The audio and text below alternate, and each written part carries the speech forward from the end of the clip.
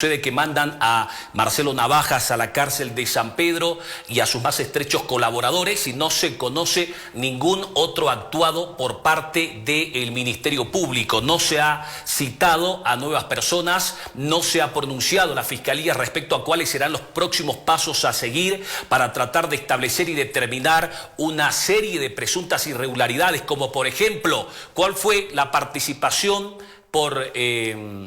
parte de la canciller del Estado, Karen Longariche, que no advirtió a nadie respecto a un correo que le llegó desde Barcelona por parte del cónsul. ¿Qué pasa con la participación del señor Alberto Lozada, que es el cónsul de Bolivia en Barcelona? ¿Qué pasa con la actuación, por ejemplo, de aquellas personas que intervinieron en la llegada y en la entrega de los 170 respiradores? ¿Qué pasa, por ejemplo, con Boliviana de Aviación, una aerolínea que según su manifiesto cobró casi $15.000 por este transporte, cuando en los hechos se ha dicho que se cobró $230.000? ¿Qué pasa con la aduana nacional? ¿Por qué no hubo un manifiesto? ¿Por qué no se presentó la factura de importación? ¿Qué pasa con aquellas personas que no firmaron el acta de conformidad y que empezaron a disponer de estos respiradores como si fueran suyos? Por ejemplo, el ministro de Gobierno, la presidenta del Estado, además de otras personas que estuvieron y que fueron parte de este hecho que provocó un daño económico al Estado, pero que además develó y desnudó una serie de hechos irregulares en la administración de la señora Yanine Áñez. La Fiscalía parece ya estar adormecida, parece haber dejado de lado el tema, o por lo menos eso es lo que se refleja a través de los medios de comunicación, teniendo en cuenta que no hay mayor investigación, no hay nuevas citaciones,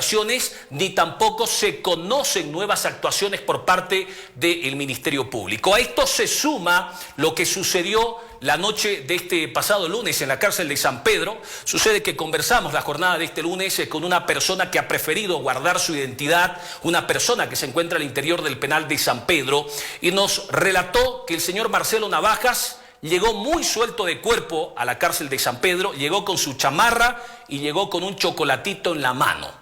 Lo curioso del caso, dice la persona con quien conversamos y que se encuentra al interior del penal de San Pedro, es que había ya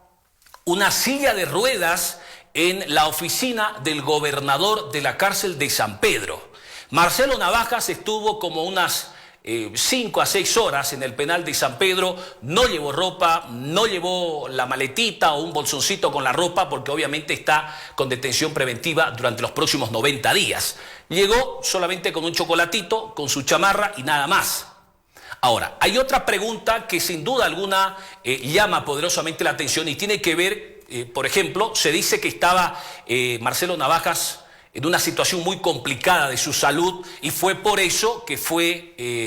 trasladado de la cárcel de San Pedro a un centro médico. Entonces hay una pregunta básica, pero una pregunta elemental. Si don Marcelo Navajas estaba tan, pero tan mal que tuvieron que autorizar la salida de la cárcel de San Pedro 6 horas después de que haya ingresado, ¿cómo es posible que los médicos o la persona responsable que trasladó a Marcelo Navajas se haya dado el lujo de llevarlo desde la cárcel de San Pedro, que se encuentra en la zona de San Pedro, hasta la clínica Los Andes, que se encuentra en la zona sur de la ciudad de La Paz, cuando existen clínicas reconocidas y de marcada trayectoria, si era lo que se buscaba, en el camino, es decir, a 3-4 minutos de la cárcel de San Pedro? Hablamos de la clínica Semes, la clínica alemana, o por último, el hospital de clínicas, que está casi en paralelo en la misma zona de estas clínicas privadas. ¿Por qué, si estaba tan mal Marcelo Navajas, se lo lleva a la clínica Los Andes, una clínica que está como unos 20-25 minutos